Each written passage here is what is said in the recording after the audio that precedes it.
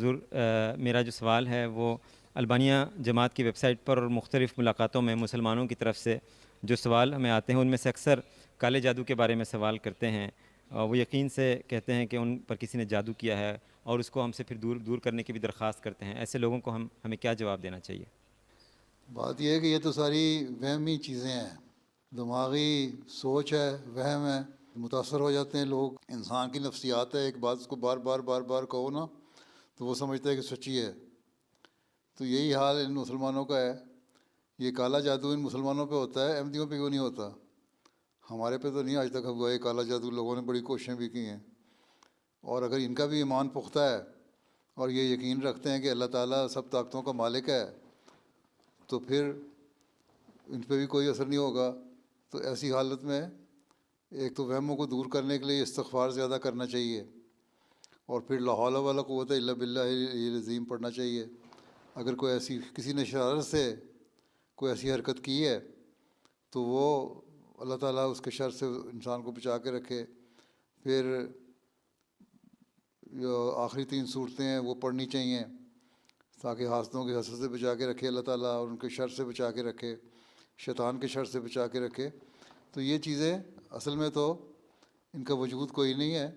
بعض لوگوں نے بڑے کاروبار بنائے ہوتے ہیں، حضرت خلیفہ اول نے بھی اس کے بارے میں بڑی تفصیل سے لکھا ہے کہ ایجنٹ چھوڑے ہوتے ہیں، وہ لوگوں کے گھروں میں چلے جاتے ہیں اور وہاں کوئی نہ کوئی چھپ کے ایسی حرکت کر دیتے ہیں، اور پھر اس کے کچھ عرصے بعد اس بندے کے دماغ میں ڈالنا شروع کر دیتے ہیں کہ یہ دیکھو تمہارے پہ ساتھ یہ ہوگا یہ ہوگا یہ ہوگا، اور اس کا علاج یہ ہے کہ تمہارے گھر کے کونے میں فلاں جگہ کوئی چیز چھپی ہوئی ہے، اس کو نکالو تو تبھی یہ جادو دور ہو سکتا ہے۔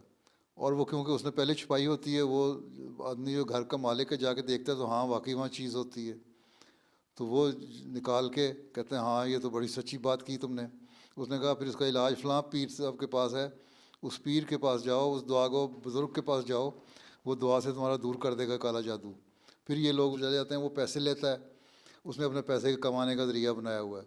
تو حقیقت میں تو ایک ایماندار شخص کے لیے کوئی ایسی چیز نہیں ہے، جس کو اللہ تعالیٰ پہ یقین ہے کہ اللہ تعالیٰ تمام طاقتوں کا مالک ہے اور اللہ تعالیٰ شیطان کے شر سے بھی بچانے والا ہے، تو اس کو دعا کرتے رہنا چاہیے اور اس بات پہ یقین کرنا چاہیے کہ یہ کالا جادو مجھ پر اثر انداز نہیں ہوگا۔ اور اگر ایمان پختہ ہے تو اثر انداز نہیں ہوتا۔